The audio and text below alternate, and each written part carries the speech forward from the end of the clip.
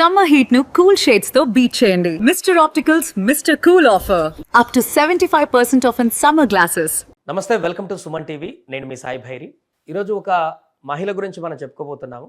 అథ్లెట్గా రాణిస్తూ ఇంట్లో హౌస్ వైఫ్గా ఉంటూ బాధ్యతలను నెరవేరుస్తూ పిల్లలని చూసుకుంటూ ఆలనపాలతో పాటుగా తనకున్నటువంటి ఆ ప్రొఫెషన్ని కంటిన్యూ చేయడం కోసం ఒక అథ్లెట్గా మారి ఇంటర్నేషనల్ లెవెల్లో కూడా రాణిస్తున్నటువంటి సునంద గారు మన ఆఫీస్కి రావడం జరిగింది. ఎందుకు ఇక్కడికి రావడం జరిగింది, ఆమె ఎదుర్కొంటున్నటువంటి సవాళ్ళు ఏంటి, రాబోయే రోజుల్లో ఆమె ఏం చేద్దాం అనుకుంటుంది, పూర్తి వివరాలు అడిగి తెలుసుకుందాం. నమస్తే అండి. నమస్తే. ఇప్పటి వరకు ఏమేమి ఆడారు మీరు?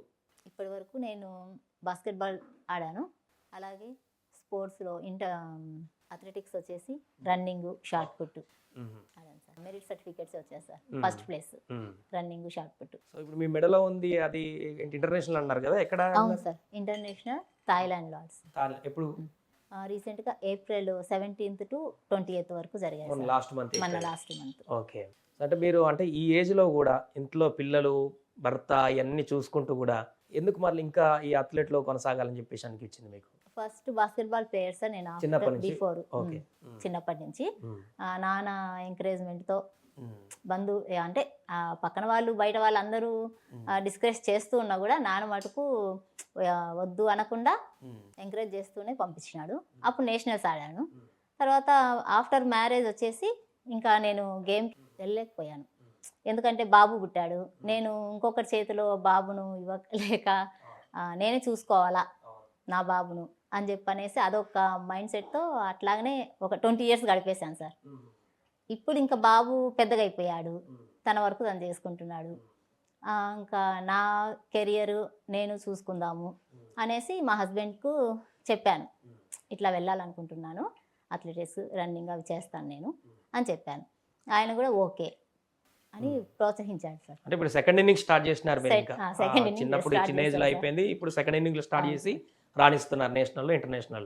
సో ఇప్పుడు మీ టార్గెట్ ఏంటి, ఎక్కడికి వెళ్దాం అనుకుంటున్నారు? నా టార్గెట్ ఇప్పుడు జరిగే నేషనల్స్, ఇంటర్నేషనల్స్లలో ప్రతిదీ జరిగే కాంపిటీషన్స్లలో ఇంకా ఆగకుండా వెళ్దాము, అలాగే ఒలింపిక్స్ వరకు వెళ్దాము అని నా కోరిక సార్. అచ్చా, ఒలింపిక్స్ టార్గెట్ పెట్టుకున్నాను. So sir. మీకు ఇప్పుడు ఎదురవుతున్న సవాళ్ళు ఏంటి, ఎందుకు ఇక్కడికి మీరు రావడం జరిగింది? ప్రధానంగా మీడియా నుంచి వెళ్తే మనకి ఇంకొంచెం అప్రోచ్మెంట్ మంచిగా ఉంటది కదా సార్.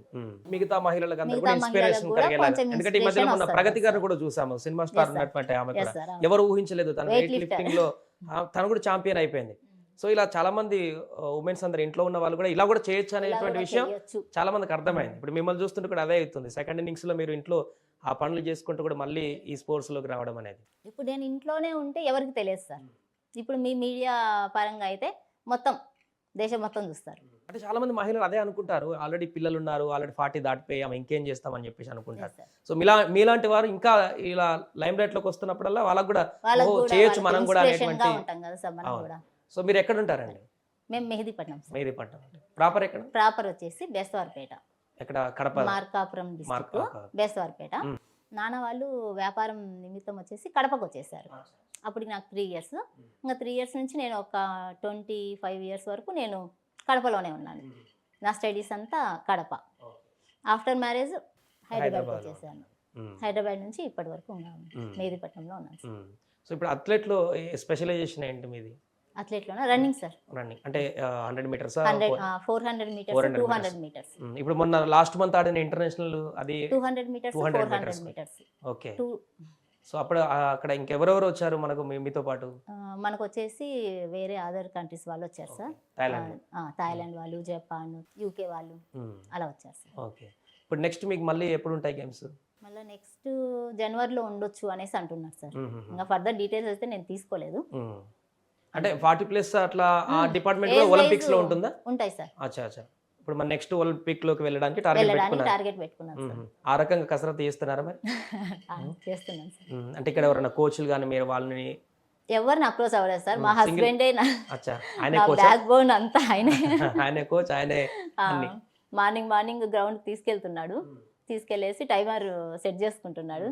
టైమింగ్ పెట్టేసుకొని ఈ రోజు ఇంత వచ్చింది, ఈ రోజు ఇంత వచ్చింది అని ఆయనే చేయడం. తర్వాత మార్నింగ్ ఇంకా తనకు ఆఫీస్ ఉంటుంది కదా సార్, ఆఫీస్కి వెళ్ళిపోతున్నాడు, వస్తున్నాడు. అచ్చా అచ్చా. అలా సో మరి ఇదిలా అప్రోచ్ అయ్యారు అంటే సార్ తను కోచింగ్ చేస్తున్నాడు ఓకే, అంటే అసోసియేషన్ నుంచి మనకు ఎవరు కొంత టచ్ లేకుంటే వెళ్ళడం కష్టం కదా. ఉంది సార్ అసోసియేషన్. అంటే ఇప్పుడు మా ఫ్రెండ్ ఒక అమ్మాయి ఉంది, ఓకే. నేను బీపీఎడ్ చేశాను. బీపీడ్ చేశారా, సూపర్. ఓకే. బీపీఎడ్లో మా ఫ్రెండ్ ఉంది. ఆ అమ్మాయి ఏమనిందంటే, నువ్వు ఇన్ని రోజులు గేమ్స్ ఆడావు, ఇప్పుడు గమ్మగా ఉన్నావు కదా, కొంచెం చూద్దాము టాలెంట్ ఉందో లేదో, మనం కొంచెం పరీక్షించుకుందాము అనేసి తను నాకు ఫోన్ చేసి చెప్పింది. నేషనల్స్ ఇట్లా జరుగుతున్నాయి హైదరాబాద్లోనే కదా, సెలక్షన్స్ ఒకసారి ట్రై చేద్దాము అనింది. నేను అప్పుడు ఆలోచించా, 20 years గ్యాప్ ఉంది కదా, వస్తుందో రాదో అని కూడా నేను అట్లా కొంచెం థింక్ చేశా. కానీ వస్తే వచ్చింది, లేకుంటే లేదు, ప్రాక్టీస్ అయితే చేద్దాము అనేసి 1 month ప్రాక్టీస్ చేసేసి వెళ్ళాను నేషనల్స్కి. ఆ అమ్మాయి కూడా వచ్చింది. తన వల్ల అట్లా అసోసియేషన్ సెలక్షన్ అయిపోయి మళ్ళీ అక్కడి నుంచి ఇంటర్నేషనల్కి సెలెక్ట్ అయిపోయాను సార్. సో ఏం చెప్పదలుచుకున్నారు ఇప్పుడు మీలాంటి మహిళలందరికీ కూడా, అంటే సెకండ్ ఇన్నింగ్స్లో కూడా అప్పుడెప్పుడు చిన్నప్పుడు అనుకున్నటువంటి కోరికలన్నింటిని కూడా ఈ బాధ్యతలలో, పెళ్లి పిల్లలు అనే బాధ్యతల్లో అందరు చంపేసుకున్నటువంటి పరిస్థితి. చాలా మందికి ఉమెన్స్కి ఒక పవర్ ఉంటుంది సార్. అవును. ఆ పవర్ అనేది వాళ్ళు బయటికి తీయాలి. ఆ బయటికి తీసినప్పుడు నాలాగా సక్సెస్ అవుతారు సార్ ఖచ్చితంగా. ఇంకా సక్సెస్ కావాలి మీరు అనుకున్నట్టు ఆ టార్గెట్ ఒలింపిక్స్లో కూడా వెళ్ళి మన దేశానికి పథకం కూడా తేవాలని కోరుకుంటున్నాం మేము ఇప్పుడు. Thank you sir. చాలా మంది మహిళలు కూడా ఇప్పుడు అప్పుడు మొన్న ప్రగతి గారే కానీ ఇప్పుడు మీరు కానీ అంతకుముందు ఇంకా వేరే మంది కూడా కనిపించారు చాలా మంది. ప్రగతి గారిని చూసినప్పుడు కూడా నాకు హ్యాపీ అనిపించింది. ఓ మేడం ఇట్లా వచ్చేసింది కదా, మనం కూడా స్టార్ట్ చేయొచ్చు, కొంచెం మైండ్ లో పాజిటివ్ వచ్చేసింది. అంటే అంతకుముందు స్టార్ట్ చేస్తారా, ఆమె చూసిన తర్వాత స్టార్ట్ చేస్తారా? ఆమెను చూసిన తర్వాత జనవరిలో ఇవి స్టార్ట్ అయినాయి. ప్రగతి గారు చూసిన తర్వాత మనం కూడా చేయొచ్చు అని చెప్పేసి చేయొచ్చు అనేసి అనుకున్నాను సార్. ఇంకా ఇంట్లో ఆయనకు చెప్పాను. ఆయనకు చెప్తే ఓకే నో ప్రాబ్లం, నువ్వు ఎప్పుడు వెళ్తానంటే అప్పుడు తీసుకెళ్తాను. ఆయన పాజిటివ్ మైండ్లో నన్ను ఎంకరేజ్ చేశాడు. పిల్లలు కూడా ఇప్పుడు స్పోర్ట్స్ లేదు సార్. ఆయన కొంచెం రాజకీయ పరంగా ఇంట్రెస్ట్ ఉంది, నాలెడ్జ్ బాగుంది సార్ పొలిటికల్లో అతనికి. ఇప్పుడు డిగ్రీ ఫస్ట్ ఇయర్ జాయిన్ అవుతున్నాడు. ఎట్లా ప్రాక్టీస్ చేస్తున్నారు రోజు? ఎర్లీ మార్నింగ్ 5:30-6 అట్లా వెళ్తాను సార్. 1 hour 7 వరకు రన్నింగ్, తర్వాత వచ్చేసి షార్ట్ పుట్స్, ఎక్సర్సైజెస్ అలా చేస్తాను. ఓన్లీ ఇప్పుడు రన్నింగ్ ఏనా లేకుంటే మళ్ళీ బాస్కెట్ బాల్ కూడా మళ్ళీ తీసుకుంటున్నారా? యాక్చువల్గా బాస్కెట్ బాల్ కి కొంచెం టీం కావాలి సార్. ఆ టీం అనేది నాకు దొరకట్లేదు. నేను ఒక్కదాన్ని ఆడడానికి కుదరదు. అందుకనేసి నేను బాస్కెట్ బాల్ వైపు ఇంకా వెళ్ళలేదు. ఒకవేళ టీం దొరికితే మటుకు నాకేం నేను అందరూ కలిస్తే చేయొచ్చు, ఎందుకంటే కేటగిరీ వేరే కాబట్టి. ఇది సీనియర్ కేటగిరీ అంటేనేమో అందరు ఎక్కడొకరి దగ్గర దొరుకుతారు. మీలాంటి వాళ్ళంటే మళ్ళీ అందరు గ్యాదర్ ట్రై అయితే చేస్తున్నాను సార్. మా ఫ్రెండ్స్ వాళ్ళని వీళ్ళని అడుగుతున్నాను. కాకపోతే వాళ్ళు 40+ కదా, కొంచెము బాధ్యతలు ఉన్నాయి, అవి ఉన్నాయి, అట్లా అట్లా చెప్తున్నారు. వాళ్ళని అయితే అడుగుతున్నాను. ఫ్రెండ్స్ ఎంకరేజ్మెంట్ కూడా నాకు బాగుంది సార్. ఫోన్ చేయడము, రన్ చేస్తావు, నువ్వు చేయగలవు అని వాళ్ళు చెప్పడము, చాలా మంది ఎంకరేజ్ చేశారు సార్. నెక్స్ట్ మళ్ళీ కాంపిటీషన్ ఎప్పుడు ఉంది మీకు? జనవరిలో ఉన్నాయి. అది ఎక్కడ? అస్సాము ఏదో అన్నారు సార్, ఐడియా లేదు. నేషనల్ కాంపిటీషన్స్ అది. ఓకే. మళ్ళీ అక్కడ నుంచి ఇంటర్నేషనల్కి వెళ్ళొచ్చు మళ్ళీ? వెళ్ళొచ్చు సార్. మనం విన్ అయితే ఇంటర్నేషనల్కు సెలెక్ట్ చేస్తారు. ఫైనల్గా ఏం చెప్పదలుచుకున్నారు మీలాంటి మహిళలకి, ఇంట్లో పనులు ఆ బాధ్యతలలో నిమగ్నం అవుతున్నటువంటి వారికి, వాళ్ళు చంపుకుంటున్నటువంటి ఆ కోరికలని నెరవేర్చుకోవడానికి ఏం చెప్పదలుచుకున్నారు? ప్రతి ఒక్క మహిళ పాజిటివ్గా ఆలోచించండి, మంచిగా హెల్దీగా ఉండండి. ఆ పవర్ అనేది మీకు ఉంటుంది. మీలో ఉన్న హిడెన్ యాక్టివిటీస్ను బయటికి తీయండి, బయటికి తీసి ప్రపంచానికి చూపించండి.